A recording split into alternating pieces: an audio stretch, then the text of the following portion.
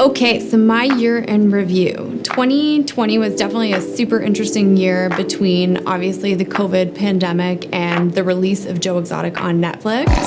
For those of you who saw the first quarter of my year, my listing videos were definitely inspired by Carole Baskin, as is my outfit now, so we'll continue with that trend. But in all seriousness, it was definitely a weird year. We saw a huge lack of inventory, which, despite popular belief, actually really drove prices up. So if I'm kind of going through the sequence of 2020 and COVID, the first quarter was a normal market. A little bit of a seller's market, but more normal.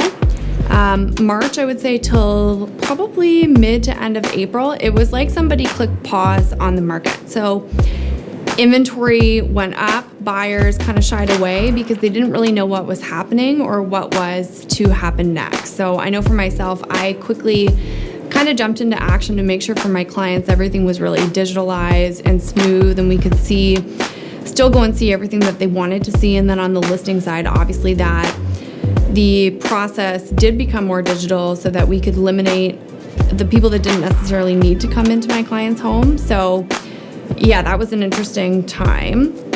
And then it was like all of a sudden the market just totally kicked off. So we saw record prices, I would say, in almost every single market, with the exception of the Toronto condo market, which is still kind of suffering a hit. I do think that it will bounce back though. So for those of you who are looking to invest in there, now might be your time. But on a side note, yeah, I mean, it was an interesting year for sure. And definitely, I think, really challenged a lot of agents and people in my industry because it forced us to think differently and think outside the box. And I know for myself, I am actually grateful for a lot of things that did come out of this year because it has really changed how I work with buyers and how I market my clients' homes. And a lot of the practices that I've implemented had COVID-19 not happened, I probably wouldn't be using. So I guess thank you, COVID, for that. And yeah, that's my year in review.